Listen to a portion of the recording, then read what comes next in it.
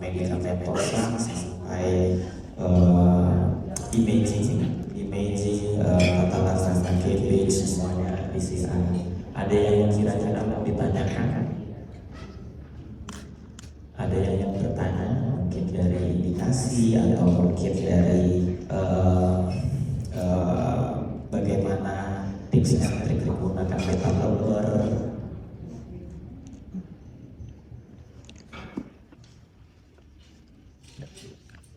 Oh iya, silahkan. Yuk. Terima kasih dokter atas kesempatannya. Perkenalkan saya Haris dari Klaten dok. Izin bertanya untuk dokter Anwar terkait terapi statin dok. Tidak jarang pasien yang kita berikan statin itu salah satu keluhan yang sering dikeluhkan pasien itu adalah jadi otot dok. Jadi salah satunya yang sudah kita kasih terapi statin beberapa waktu kemudian kita kontrol itu dia sering ngeluh kalau tidak nyaman badannya setelah minum obat itu. Nah, alternatifnya gimana untuk pasien seperti ini? Apakah cukup kita kasih painkiller aja, atau kalau kita ganti terapinya dengan penurun kolesterol yang lain? Sebenarnya kalau di daerah belum ada ya. Mohon pencerahan. Terima kasih. Terima kasih atas pertanyaannya. Silakan. Baik, Mas Reza, tadi memang salah satu penyebab statin ini intoleran adalah gangguan dari otot dan juga sifatnya subjektif. Mungkin yang pertama adalah kita setuju bahwa kalau hanya sekedar rasa yang masih bisa ditoleransi itu sebenarnya bisa tetap dilanjutkan.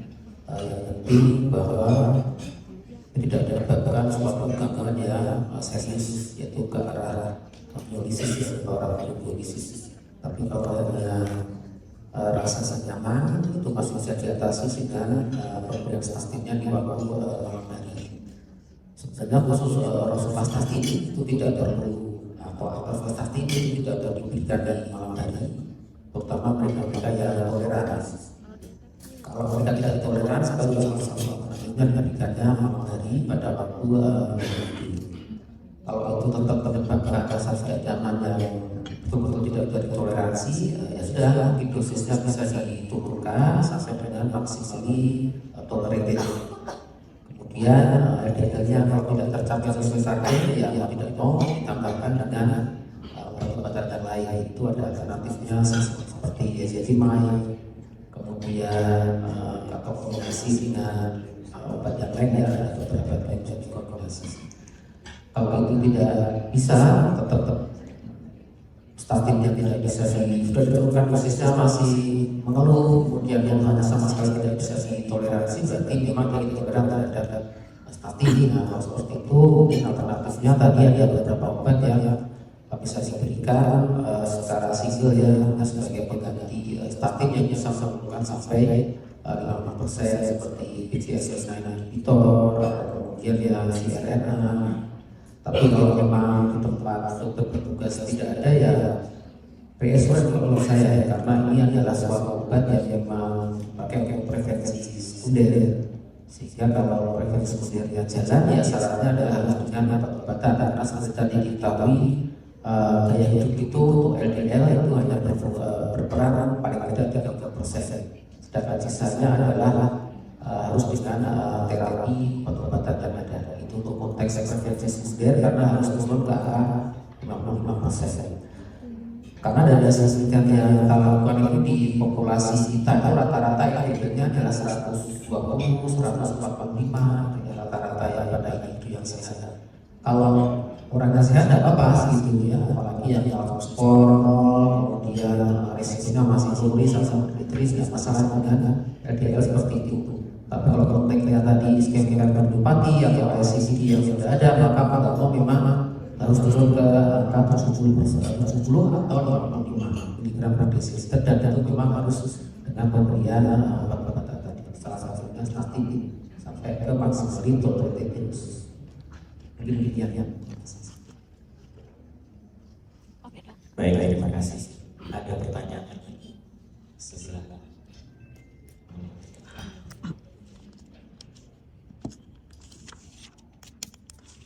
Terima kasih. Perkenalkan, saya Grace dari Jakarta. Saya tertarik tentang tadi beberapa case yang dibawakan terakhir, ya, ada 3 case yang dibawakan. Terutama tentang penggunaan cardiac imaging. Tadi pasien yang pertama dan kedua, nggak salah ya, pasien low EF dengan CAD ya, jadi established CAD. Terus dilakukan cardiac MRI di awalnya. Sebenarnya yang saya pertanyakan, saya perhatikan keduanya kan dilakukan MRI plus LGE, tapi tidak dilakukan stress test. Sebenarnya kapan sih kita perlu melakukan stress test? Informasi untuk menentukan kapan pasien ini perlu, kan biasanya kita pertanyaannya pasien ini masih perlu direfas apa enggak, masih ada manfaatnya apa enggak, apakah itu cukup hanya dari LGE, lihat transfusalitasnya, atau mungkin kita butuh nambah stress test juga, dan informasi tambahan apa yang nanti bisa kita dapat kalau misalnya saya ngirim cardiac MRI plus stress test juga. Terima kasih ya dok. Terima kasih atas pertanyaan, silakan.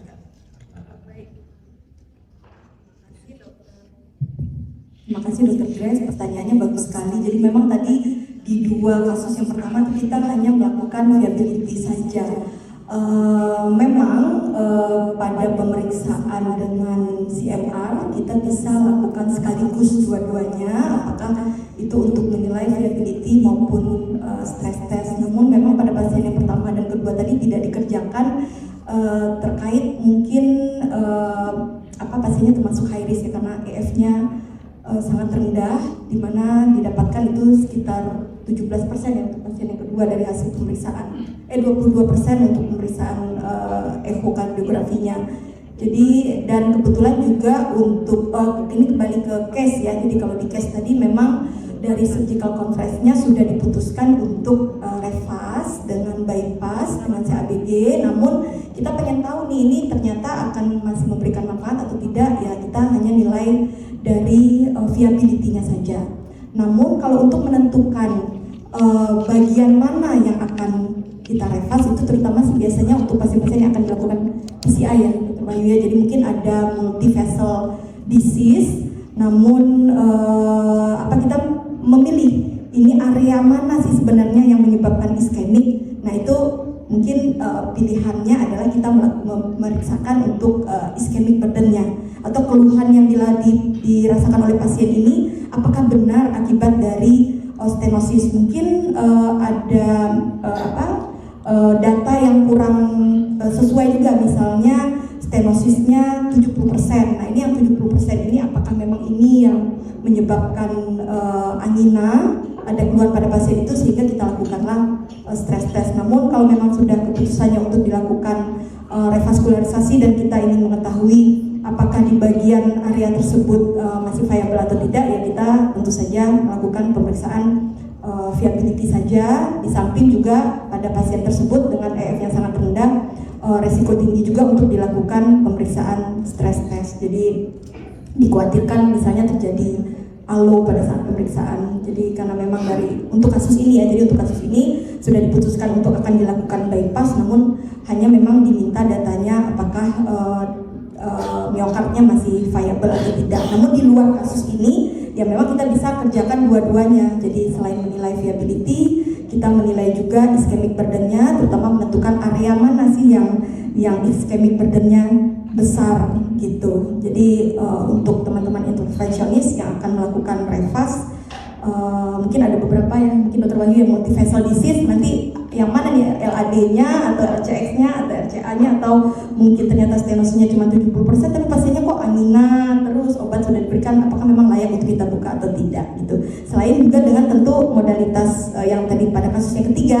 bisa juga kita menilai secara invasif functional test, yaitu dengan FFR gitu. Tapi kan itu invasif di barengan. Mungkin demikian Dr. Grace. Jadi pilihannya bisa kita kerjakan dua-duanya, namun kembali lagi yang utamanya apa dulu yang mau kita cari. Kalau hanya melihat viability saja, kita lakukan viability test. Oke, terima kasih.